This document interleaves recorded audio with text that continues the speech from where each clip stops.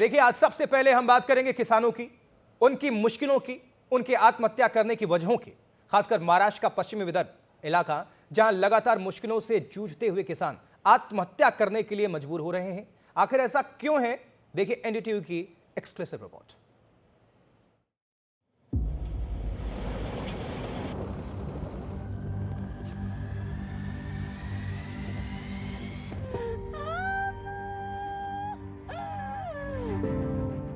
ये वो किसान हैं जो खेतों में हाड़ तोड़ मेहनत करते हैं, अपना खून और पसीना बहाते हैं, अपना सब कुछ दांव पर लगाते हैं, तब जाकर हमारा और आपका पेट भर पाता है।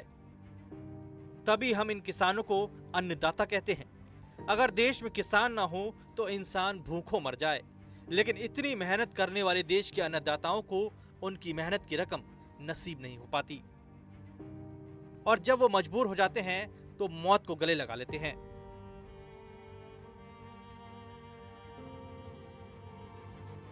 अमरावती, यवतमाल, बुल्ढाना और अकोला, महाराष्ट्र के पश्चिमी विदर्भ का ये वो इलाका है जहां देश भर में किसानों की सबसे ज्यादा आत्महत्या सबको चौंकाती है। लेकिन आज एनडीटीवी की टीम ने भी फैसला किया कि वो जान कर रहेंगे कि इस इलाके में किसान आखिर आत्महत्या क्यों कर रहे हैं। एनडीटीवी भी अपनी टीम के साथ इस इलाके को जानने और समझने के लिए निकल पड़े। मकसद सिर्फ एक ही था, आखिर क्यों मुश्किल में किसान हैं, आखिर किस हालात में उनका परिवार पलता है। कुछ किलोमीटर चलने के बाद ही हमें उस इलाके की ओर जाने वाला बोर्ड दिखा। साफ साफ लिखा था अमरावती जाने का रास्ता। तो एनडीटीवी की टीम भी उस रास्ते की ओर निकल पड़ी।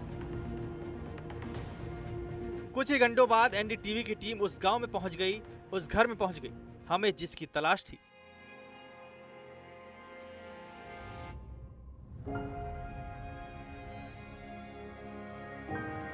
आज इस परिवार में सिर्फ यादें हैं, सिर्फ तस्वीरें हैं, डबडबाई आंखें हैं और मुश्किलों का एक बड़ा पहाड़ भी, जिसे कभी किसान भरत पंजाब राव नाइक अपने कंधों पर लेकर चलते थे और हाड़ तोड़ मेहनत करते थे। लेकिन आज सिर्फ उनकी तस्वीर है। भरत पंजाब नाइक भी बाकी किसानों की तरह मुश्किलों से लड़ नहीं पाए और अपना जीवन ही खत्म कर लिया। सब आहे ऐसा तनाव होता। मेहनत करने के बाद भी फसल नहीं हो रही है। मेरा बेटा मानसिक रूप से परेशान है। उसकी मानसिक दवा के लिए पैसा कहां से आएगा? इस तनाव के चलते पति ने बिना किसी को बताए खेत पर जाकर फांसी लगाकर आत्महत्या कर ली। त्याला पैसे औषध आणायला लागते। येणं आणि जाणं कधीच ते मुक्कामी राहिले नाही कारण मेरा भाई 25 सालों से मानसिक रूप से बीमार है। उसका इलाज चल रहा है। पिताजी सोयाबीन और कपास उगाते थे, लेकिन कृषि आय उतनी नहीं बढ़ रही थी। इस बात को लेकर वो काफी तनाव में थे कि अपना कर्जा कैसे चुकाएंगे। जी हाँ, इस परिवार में भी किसान की जिंदगी और मौत के बीच की सबसे बड़ा अड़चन ब्याज का वो रुपया था, जिसे किसान भरत नाइक नहीं चुका पाए। अमरावती के खड़ताले गांव के सरपंच को भी यकीन नहीं था कि भरत पंजाब नाइक इतने दुखी हैं कि वो अपनी जिंदगी ही खत्म कर लेंगे। जो अभी फसल को हमारे जो भाव नहीं है, जो बीज लाते हम, खाद लाते, इसमें जो हमको भरमसाठ पैसे गिनना पड़ता, और हमारा जब माल मार्केट में जाता तो उसमें हमारा जितना लागत है उतनी निकलती नहीं।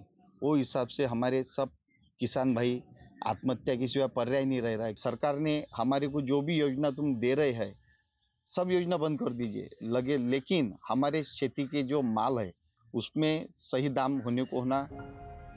महाराष्ट्र के विदर्भ में किसानों की आत्महत्या करने की वजह एनडीटीवी के सामने है। किसानों की आत्महत्या की बढ़ती संख्या भी सामने है। एनडीटीवी ने भी किसान नेता से इस संबंध में जानने की कोशिश की। और वो सुसाइड का कारण यही है कि यहाँ पे सिंचन का अभाव है, खेती माल को भाव नहीं है, और जो लागत है वो लागत भारी मात्रा में लगने की वजह से किसान बहुत ही समस्या से पीड़ित है। मैं यही चाहता हूँ कि अगर हमारी यहाँ की सुसाइड रुकना चाहिए, उसी के लिए सिंचन का प्रभाव पूरी तरह से सरकार ने उस पर ध्यान देना चाहिए। इस रिपोर्ट को कहते हुए एनडीटीवी भी दहल गया। किसानों के हालात देखकर माथे पर पसीना आ गया। वजह सामने है, कभी किसानों को बैंकों से लोन लेना पड़ता है तो कभी किसी और से। जब किसान कर्जदाताओं का कर्ज नहीं चुका पाता तो परेशान हो जाते हैं। इसके बाद मजबूरी में इस तरह के कदम उठाने पर किसान मजबूर हो जाते हैं।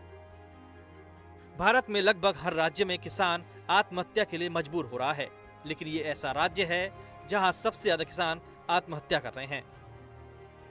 महाराष्ट्र के अमरावती से शुभम बायस्कर की रिपोर्ट, एनडीटीवी इंडिया।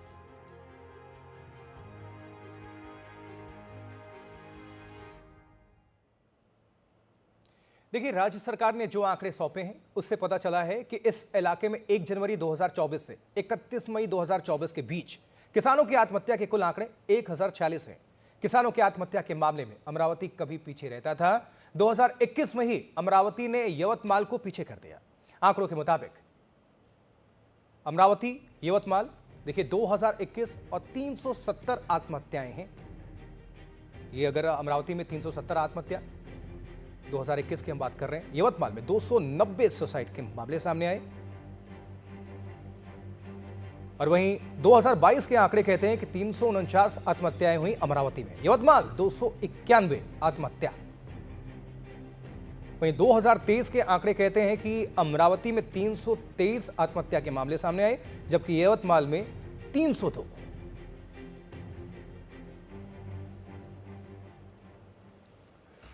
किसानों की लगातार आत्महत्या के मामले पर एनडीटीवी ने महाराष्ट्र के कृषि मंत्री से बातचीत की है। क्या कहना है कृषि मंत्री का, जरा सुनते हैं। सर, इस तरीके से एक आंकड़ा आया है, 8 किसान हर दिन सुसाइड कर रहे हैं। ऐसे में सरकार किस तरीके से देख रही है, क्या उपाय योजना कर रही है उनके लिए? सर नहीं, अभी तो फिगर कुछ सामने आ रही है, उसमें से पूरा डिटेल केस अभी तक मैंने देखा नहीं है। हर केस को अलग तरीके से देखना पड़ेगा और उसके बाद में किस वजह से उन्होंने सुसाइड कर लिया है तो वो देख के उसके ऊपर सुधारना करने का सोचा है हमने। तो ज़्यादा से ज़्यादा हम शेतकरी आत्महत्या नहीं करेंगे, इस हिसाब से गवर्नमेंट गंभीर है और उसके लिए हम उपाय योजना करेंगे। तो कितनी जल्दी कर्ज माफी की घोषणा हो सकती है? कर्ज माफी की बात नहीं है, ये दूसरी कुछ अलग बातें हैं। कर्ज माफी की वजह से कुछ हुआ नहीं है, वो थोड़ा उनका पर्सनल कुछ मैटर है फैमिली में, या फिर उनका खेती में कुछ उपज नहीं हुई है, या उनका कर्ज की वजह से उनको सुसाइड किया है। वो पूरा केस जब तक हम देखते नहीं तब तक मालूम नहीं पड़ेगा। विदर्भ में किसानों की व्यथा आखिर सुनेगा कौन? विदर्भ की सूखी धरती पर ना तो किसानों की आत्महत्याएं करने का सिलसिला थमने का नाम ले रही हैं और ना ही मौसम और सरकार की जो योजनाएं हैं वही साथ दे रही हैं। एनडीटीवी की टीम ने अमरावती के बाद अकोला का भी दौरा किया तो यहां भी मुश्किलें, मजबूरी और दर्द के अलावा कुछ हासिल नहीं हुआ। एनडीटीवी की एक्सक्लूसिव रिपोर्ट आपके लिए।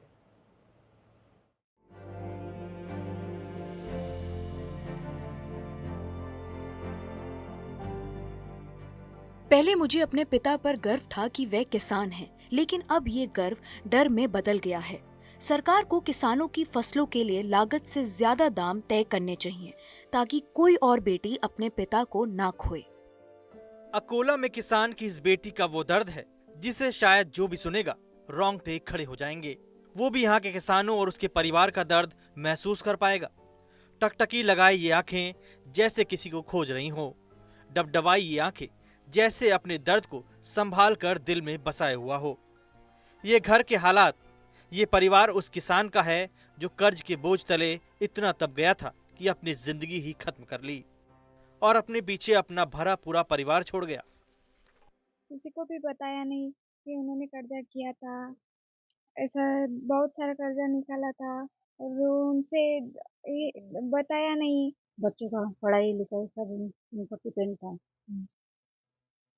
इसलिए बहुत कर्जा हो गया था। बताया नहीं, हम लोग कर्जा हो गया था। इलाका अकोला, तारीख 16 मार्च 2025।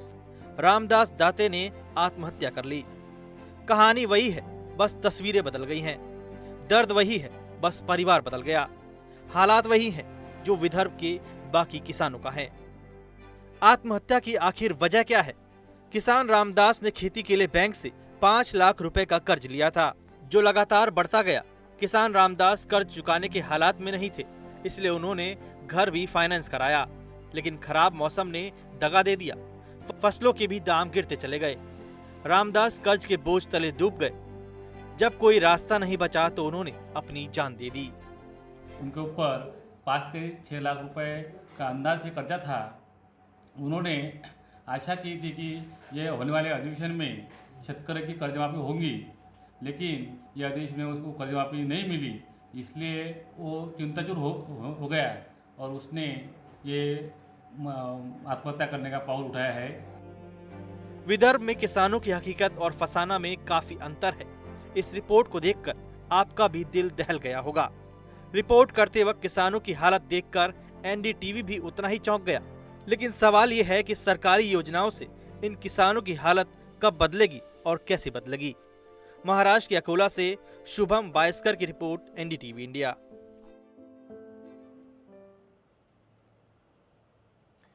किसानों की आत्महत्या की मुख्य वजह कर्ज है, जो वो ले तो लेते हैं लेकिन चुका नहीं पाते। आखिर किसान कर्ज क्यों नहीं चुका पाते? उसकी बड़ी वजह है सरकार का तय किया हुआ समर्थन मूल्य। एक उदाहरण के जरिए समझिए कि कैसे ये एमएसपी किसानों की मौत की वजह बन रहा है। जरा आंकड़ों पर नजर डालते हैं और कुछ आपको हम जानकारी देते हैं। किसानों की आत्महत्या की वजह, सरकार ने 2024-25 में सोयाबीन का न्यूनतम समर्थन मूल्य यानी एमएसपी जो है 4900 प्रति क्विंटल तय किया, लेकिन बाजार में ये 3800 से 4000 रुपए तक ही बिक रहा है। कपास का समर्थन मूल्य 7421 है, लेकिन व्यापारी इसे 6800 से 6900 में खरीद रहे हैं। किसान सरकारी खरीद केंद्रों के भरोसे रहते हैं, लेकिन जैसे ही सरकारी खरीद बंद होती है, व्यापारी मनमाने दाम पर फसल खरीद कर किसानों का शोषण करते हैं। फिलहाल वक्त एक छोटे से ब्रेक का है, लेकिन आप कहीं ना जाएं, बने रहें, देखते रहें एनडीटीवी इंडिया। खबरें लगातार जारी हैं।